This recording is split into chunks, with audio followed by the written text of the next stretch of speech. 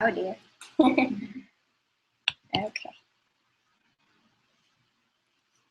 Are we going? I don't see myself. You're in the corner. Oh, there I am. Okay. We can see you. You can see me. Just trying to get back to non-YouTube. This is an exciting day for me. I'm going to TV. Yeah, we can. So it goes on the computer and the TV. It's playing through the TV or through the computer into the TV. Cool.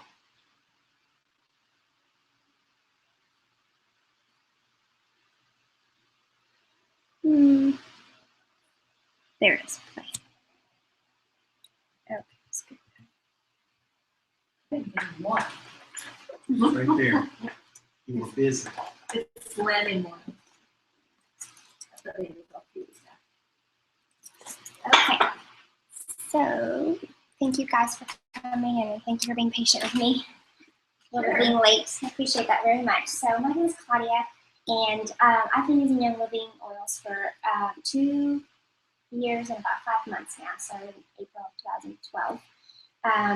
I started using essential oils or looking into helping my family with it, because of my 5-year-old son. Well, he's 5 now. He was 2.5 at the time. He was 2, and he had about 13 by then. He was always really, really sick. Mostly ear infections, but also bronchitis and strep, just the circular thing right there. So I even had his immune system. You can check for deficiencies in the immune system. You can go to an immunologist and he'll check that for you. The system came back with the normal ranges. I had him allergy tested, and he had low sensitivities to 1 or 2 things. I even asked the allergist if it was enough for me to remove. It was cow's milk. And he said the sensitivity is too low. It's not high enough that removing the dairy would make a difference in him. Well, my husband and I prayed about it and talked to some other moms with kids with allergies and other experts, naturopaths, doctors, and decided to go against that counsel and just give it a try. We had nothing to lose, right? Just taking him off of dairy. And at the same time that we were looking into nutrition to help our families, our naturopath doctor suggested that I try essential oils. So I went to a class like this one. Naturopath doctor, you met her at the women's health class. She taught me, I attended, and she talked about the many, many uses of essential oils. Is it affecting you? No, I just coughed. Okay. About the many uses of essential oils in your daily life, and you can use them to support your family's health. So since then, literally my husband and I prayed, and we decided we were going to start using the oils that Monday. It was a weekend that I went to that Monday. And he was on 4 different allergy medications at the time and breathing treatments. So we started doing that. So we also took him to the healing ministry at our church. And in 45 days from the time I started using the oils, he was off of his allergy medications and his inhaler, or his nebulizer, I'm sorry. So we were so thankful, and then use it since then. So he was actually diagnosed with asthma, but I don't necessarily believe that he had asthma. He just had a lot of congestion going on. So after we started using it in our families with so many other things, and have it's really kind of changed the way we look at health. We try not now to put it inside out instead of just on things, and we try to help the support, help our bodies with their natural mechanisms and defenses. So that's a little bit about my history. And is that not going to be on the video? Ma'am? Is that not going to be on the video? Yes. Oh, it is. Yeah. That's a little bit about my history, and we're going to talk about Young Living essential oils today. And what is in this little book? This is a book by Life Science Publishing called Essential Oils Pocket Reference, and it's basically where I'm getting my information from. So I have to disclose that. How many of you are both of you completely new to essential oils, or do you have a little bit of background? Have heard about them? I've never heard of them. Right, so you're like me. When I started, it was a completely new, different thing. So let's talk a little bit about what are essential oils and how they work in our bodies. So, have you ever been to a lavender plant or a plant or a lavender field, or touched a lavender plant or a peppermint plant? If you were to touch it like this to it, you'd feel a little liquid come out of it. That liquid's a volatile liquid, and that is the essential oil of the plant. So they come from plants, from many parts of the plants. And they're basically, the word essential means that they are essential to the plant. So they work similar to the way our immune systems work in our body. They're the immune system of the plant. They are taken from different parts, the seeds, the flowers, the leaves, the rinds. And what they do is they carry oxygen to the plant. They also carry hormone-like compounds, and they help the plant protect against virus, bacteria, and they help it initiate cell regeneration. Now, what does that mean? That if you were to go like this and tear a little bit of the plant towards the top part of it, the way the essential oil goes up and down the plant and helps with cell regeneration, and it helps almost like the skin, regenerate the skin so the plant doesn't just die from a tear. So in the same way, they can work in our bodies, and the only way that they're able to do that is if they are carefully extracted from the plant, the essential oil, that liquid that comes out of it. You have to very carefully extract it from the plant to be able to preserve those same therapeutic compounds that they have within the plant. So it's not the same as a fatty oil. They're completely different. And that's a little bit about what they do. Essential oils are so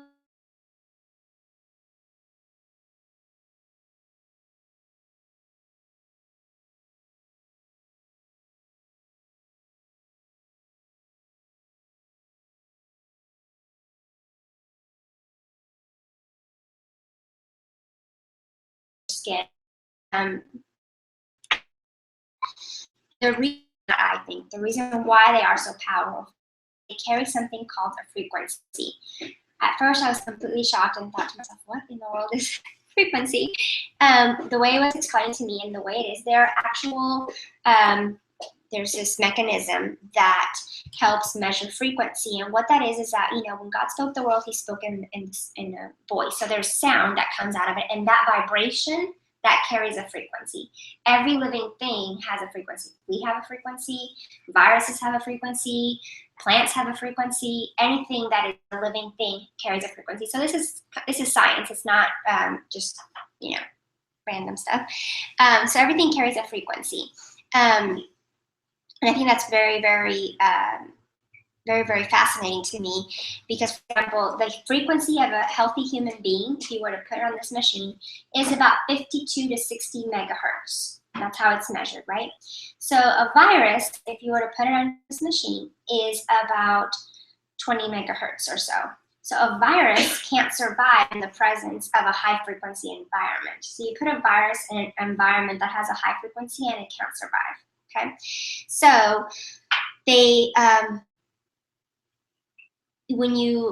it's almost like saying you have a healthy immune system. Cancer starts setting in at about 28 frequencies. Your immune system, when you start getting cold or you start getting sick, it's at about 40 to 45 megahertz.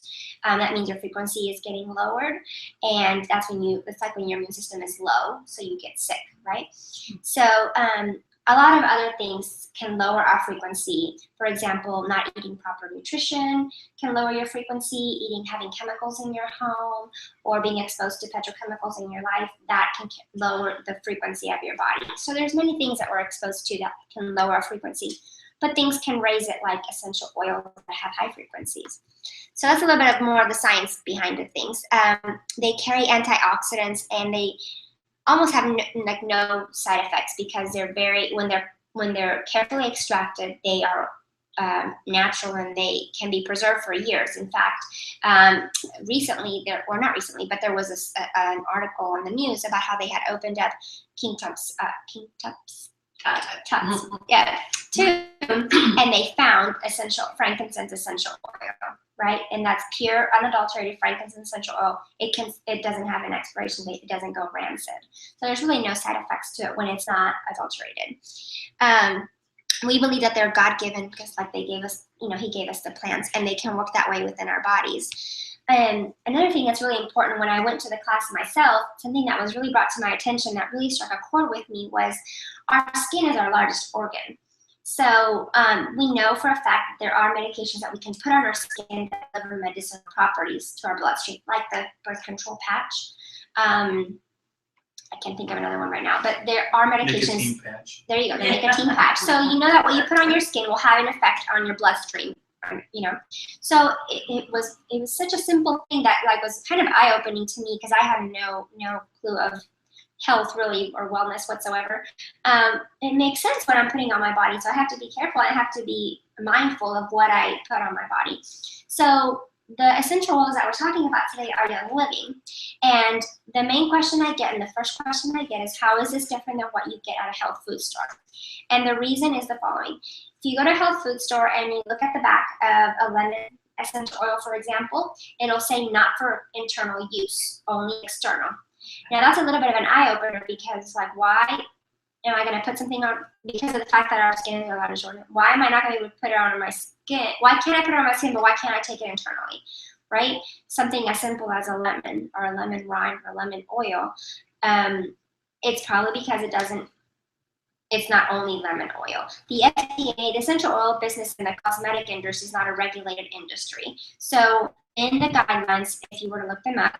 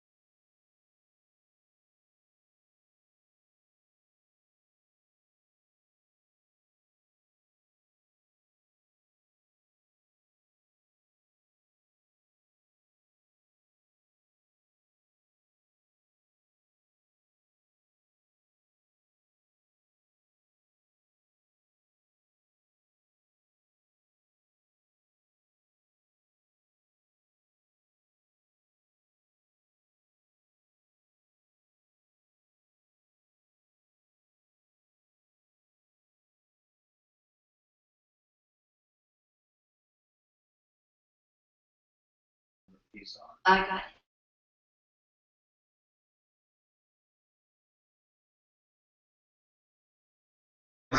As opposed to going to the health food store where she just said, it may not, can't take it you can't take it internally. All of these you can take internally. Okay, there we're back live. Without harm. You could probably take the other stuff internally, but then you have. Yeah, and I'll talk about that. Yeah, okay. So we're back on. So yeah, so if you go to health, we sort of say not for internal use, only for external use, right? So I thought to myself, well, why can't I take a peppermint essential oil internally? Like when I cook with peppermint, I'm kind of having the essential oil because it's part of the plant, or when I cook with thyme, you know, it's part of the plant. So that didn't make a lot of sense to me. So I was saying that it's not regulated. So it can say 100%, they're 100% pure essential oil. And the guidelines for the FDA say that as long as it is 5 to 10% of the actual essential, they can be labeled 100% pure peppermint. What that means is that that percentage is pure peppermint essential oil, but there's no guarantee that the entire bottle is 100% pure peppermint oil. Does that make sense? So they add solvents or fillers or more. Some kind of preservative. Exactly, or preservatives. So people have sometimes, I've told people sometimes, oh, lavender helped with my burn, and then they go and they get lavender from the health food store, although I try to be very clear about that, and they turn a second degree burn to a third degree burn, for example, from lavender, when you could use lavender on a straight burn from Young Living and not cause that problem. So I just want to make it clear that I'm talking about Young Living with all these things that I'm talking about, and that's the reason why. So that was eye-opening for me when the naturopath talked to us about that. So Young Living has been in business for 20 years. This is their 20-year anniversary. So number one, they are the essential oil company that has been around the longest. And another thing that sets them apart is they contain their own farms and distilleries around the world. We have 9 farms, well 10 now. We just added one, or we're creating one in Canada. We have distilleries around the world. And how is that important? Why is that important? That's important because that means they can control the process from seed to seal. That means that the seed is a non-GMO seed, so they can make sure that it's a non-GMO seed. They plant it on a soil that is a virgin soil that doesn't have the herbicide, so it doesn't get leached into the plant. Then they also take care of the harvesting, so they don't water or use pesticides on the plants. They do all manual weeding. I have personally been there and helped do that, manual weeding. And then they also harvest the plant, and then they carefully extract it. They have their own distilleries. That's what a distillery does. It extracts the oil from the plant, and it's important how you do it, because you don't want to heat them, or do you want to use high temperature, because that can destroy the therapeutic properties of the essential oil. And you also don't want to use things like plastic or aluminum to counteract, also to get leached in, because aluminum can, you know, like when you're cooking with aluminum, that can get leached into your food. So in the same mindset, so they use stainless steel chambers and low temperature distillation. So that's important, because what you want to do, essential oils, like if you go, I have other people tell me as well, I went and I didn't take it internally, but I used it for my headache, for example, and it helped me some. Yes, there is peppermint in there, and peppermint is helpful for headaches, so you may get the immediate result, you know, to some degree. But for people that are health conscious about what other things they're putting in their bodies, number one, you could be missing out on essential oils have such a range of therapeutic properties. They can do so many things. Like I just said, they help combat virus, bacteria, fungus, cell regeneration, hormone-like, there's so many things that they can do. So when you get it and you only have a little bit of it and you don't know how it's distilled, you can lose those therapeutic benefits, and it can do so much more. Right? So that is the difference with Young Living.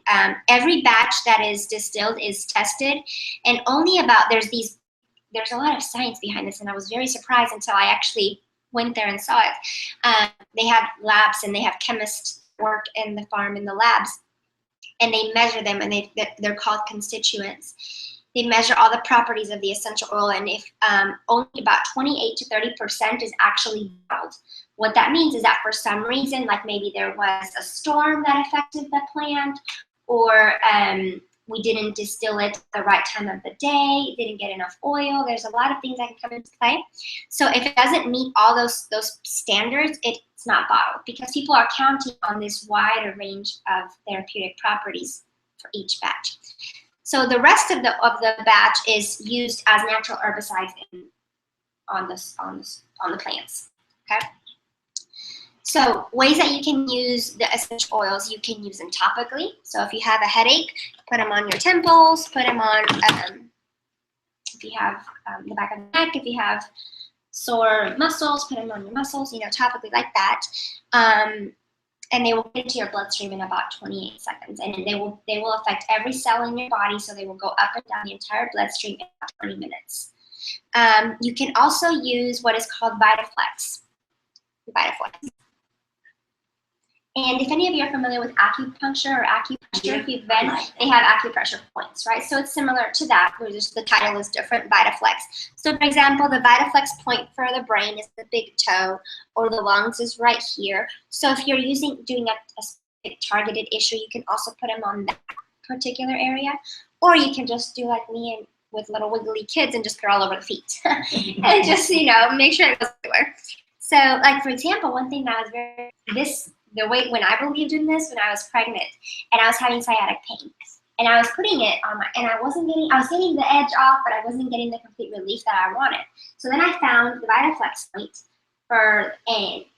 that I did the oil there, and that helped my sciatic pain more than putting it topically, putting it on the spot. So that's just strange how that works that way. When my kids, when I'm trying to deal with ADD or some of their hyperactivity issues, I focus on the brain area right here, which is the big toe. So you can use VitaFlex points as well. Another way that you can use essential oils is inhalation. You can just smell it directly from the bottle. You can diffuse it, like we're using that diffuser. Now that diffuser does not heat up the water, so it's ultrasonic diffusers because you don't want to heat it up.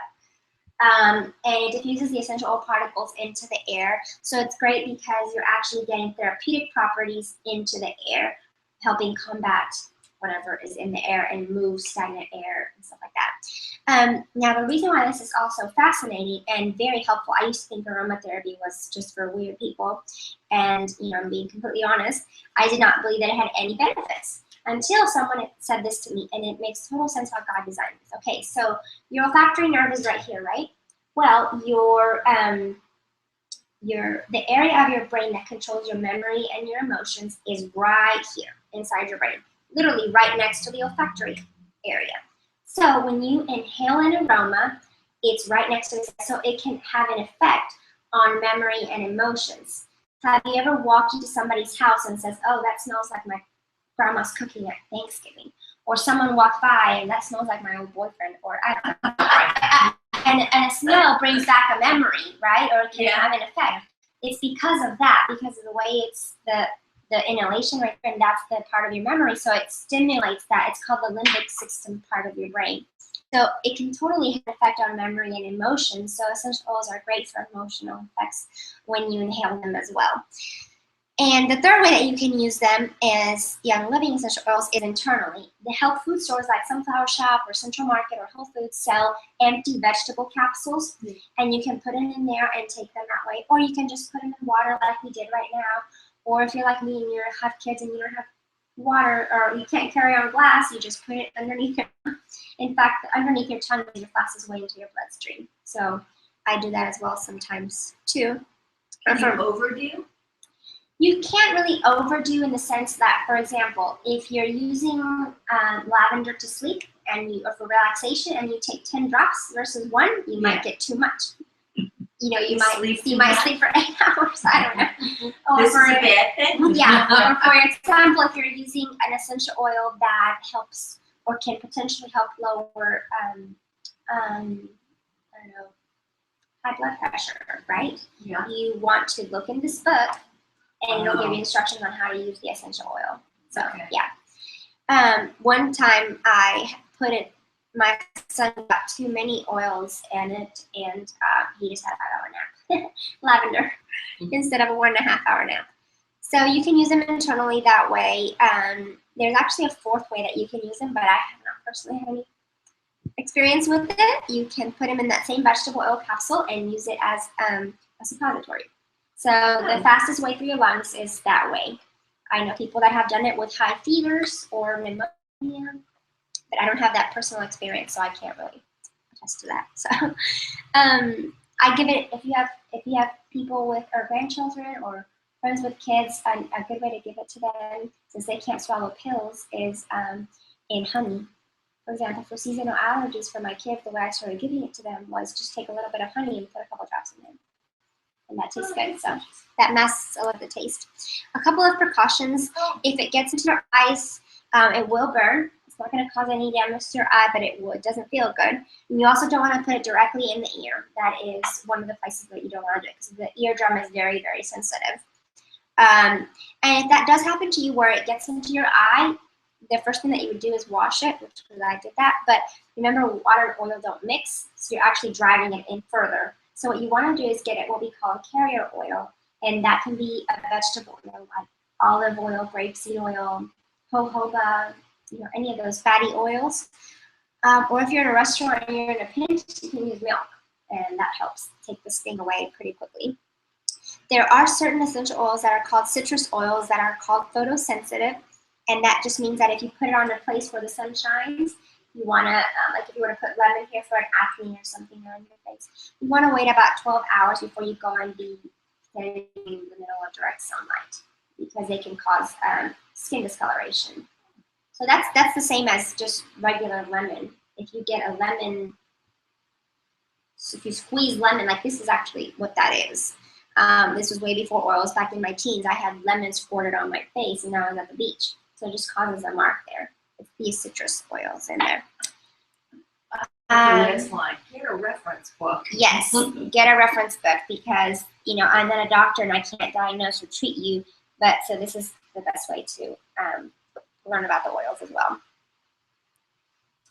So the kit that we're going to talk about today is called the Everyday Oils Kit, and the reason why Young Living put it in this kit out of all the oils is because when you go to this little book and you search up, for example, lice, liver disorders, or any issue, most likely one of those 10 oils will be listed as a possible oil that can help. So they're very versatile. They're called Everyday Oils is the name of the kit, because you can use them every day for things like that. So the first oil we're going to talk about is frankincense. Wrinkles. You want to pass along the frankincense? Okay, which one is it? The red one? The red Oh, that's in the backside channel. That's not coughs. I think I'll drink them all. one. You want us just to smell it? Just to smell it, yes, ma'am. Okay. Smell good. So frankincense essential oil, we call it at my house, if it was good enough for Jesus, it's good enough for us. Yeah, frankincense and myrrh. Myrrh, that's what we call it. It's a very valuable oil. It's very,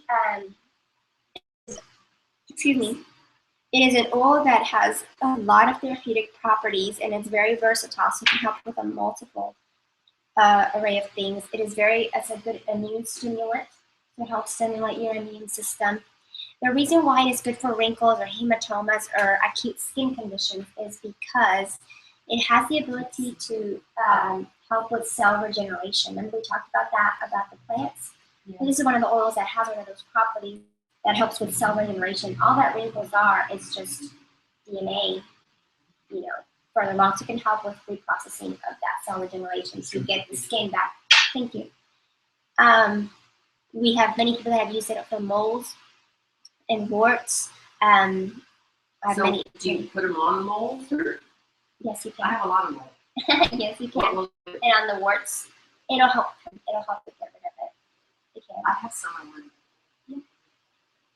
You can try. Now, something to remember.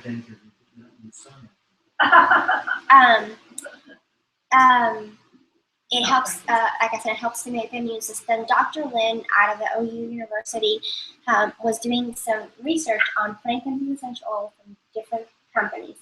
So he studied the properties of them, and then after much, experiments, he chose Young Living's frankincense because of the purity of the essential oil. There is nothing else in the bottle but pure frankincense.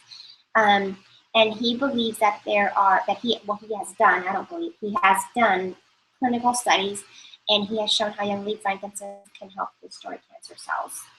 In his practice, he has done clinical studies on particularly breast and pancreatic cancer. So there's a lot of research to be done still, and he's trying to get it passed by the FDA as a treatment in general hospitals. There's about 52 hospitals currently that use Zen-Leading essential oils in their emergency rooms, as well as part of their alternative medicine trials. So, yes, sir. It says multiple sclerosis. Is that And here's the reason why it has the potential to help with multiple sclerosis, also stress, depression, or anxiety. I talked about how each essential oil has many therapeutic properties. Those properties are called constituents. You can see them on a test. It's called the DCMA. One of those properties is called sesquiterpenes. Sesquiterpenes are, when something is high in sesquiterpenes, it can help with crossing what is called the blood-brain barrier. Exactly. So our brain has this barrier to help protect it against outside invaders. I think only about 2 medications in the world, according to my friend listeners, can cross the blood-brain barrier. That is why things like Alzheimer's, depression, anxiety are very hard to find a cure for, because you can't cross that blood-brain barrier. Very difficult. So essential oils, particularly the ones that are high in sesquiterpenes, like frankincense, are so small in molecular structure they can cross that blood-brain barrier, and the sesquiterpene, that property, helps with all the nervous system and basically like the decoding of the DNA in that part of the brain. So it can help calm down and help with kids with ADD, memory retention, and since multiple sclerosis is like damage of, you can have, damage of the myelin sheath on the nerves in the brain. There you go. That's why it has the potential to help regenerate that. I only have one testimony for multiple sclerosis with frankincense. A personal friend of mine, her mom uses it, and although it's not, we can't say that she's healed from it, she manages her symptoms a lot better with frankincense than she does with her current medications. And she uses several others for other things. So I use frankincense. Now, the reason why I put their acid in the cost is I actually don't know why it does that, but it does. If you have multiple friends that, if we can, with parents that have kids with asthma, you kind of learn to know their pattern. When my kid just gets the beginning, this is my middle child, not my older child. He does have asthma, but when he gets a little bit of the sniffles, it can very quickly go into the lungs and cause an asthma attack. So when I just get any sense of any kind of runny nose, whether that, I don't know if that's allergies or if it's actually a cold, whatever it is, if I can put frankincense on his chest or put it in his little blankie and have him inhale it, it can kind of stop that little bit of wheeziness starting to come there. So it's very good. We also I use this a lot. I put it on the lung VitaFlex coats when he's having it's getting towards an asthma issue. I put a lot of frankincense on the lungs part. And I also, this is not shown here, but the bottom part, the top part of your foot right here is the VitaFlex point for the bronchial tubes. So between the lungs and the bronchial tubes and directly on the chest, I use frankincense for my kids' coughs. So that's Where is it frankincense. applied for MS? I'm sorry? For multiple sclerosis. You could apply it on the big toe or directly on the temples, and there's a lot of nerve endings right here on the hairline. So you can also apply it right there. That is where the personal friend, her mom, that's what she does. That's where she applies it. You can also take that in. She also takes it internally. People that are under the care of Dr. Lin in OU take about a bottle of frankincense a day for that treatment. The Young Living Farm in Ecuador is Gary Young, which is our founder. He is a naturopath as well. He has studied, he's done Young Living for 20 years, but been studying natural medicine for more than that. He actually has a clinic in Ecuador, which I had the privilege of going in a couple of weeks. He has medical MDs that are there working at the clinic, and the reason why it's in Ecuador, not in the States, because it's not allowed as a treatment here in the States. So in Ecuador, the laws are a little bit less there. So you can actually have frankincense as an IV, and you can also be under a doctor's care there. So people that go there take about a bottle a day of frankincense essential oil for various things. It's a very good immune stimulant. So I take about 6 drops every day of frankincense. I used to drink a lot of Coke and just didn't have any What's luck wrong with that? with Coke. Carbonic acid. Yeah, it's not really. So I used to drink a lot of Coke, and I just didn't have a lot of good nutrition and stuff. Drank a lot of it, had a lot of antibiotics in my life, so I drink about Franken. I take One Franken. thing is to put your bone density. So okay, so that's frankincense. The next oil is lemon essential oil. Like the what? Okay, lemon. They want to smell it. Lemon essential oil is, remember I mentioned there's about 52 possible young living essential oils. This is one of the ones that they use the most in their ER rooms. It has very high antiviral and antibacterial properties. It can help purify the air because when you disperse the essential oil in the air, if there's any viruses swimming in the air, just like it can help in your body, it can help combat those viruses in the air. Yeah, let it play. It is really good for cleaning. A lot of the cleaning products that you see will have, let's say, lemon infused or lemon scent, anything like that. So I actually personally use this. I don't buy any chemicals anyway, but when I make my own cleaners at home, I use lemon to make that clean, fresh smell. The reason why it's good for colds is because it is very good for the lymphatic system. So it helps drain the lymphatic system. So an ear infection, for example, or a cold, you know how you feel the stings right here when you have swollen lymph nodes? That's signs of a cold or getting sick. So if you put lemon essential oil right here and you go like this in a downward motion, it helps you drain that fluid down the lymphatic system so it doesn't get stagnant right here, so it doesn't cause an ear infection or ear pain. The same way when you get sinus infections, what that is that it's just fluid that's stuck there. It's causing the bacteria to grow. That's what a sinus infection is, right? So if you put lemon, or when you're stuffed up and you can't breathe through your nose, you put lemon essential oil. You can't put lemon essential oil right here over your nose, or you can drink it consistently, and you'll start feeling it drain.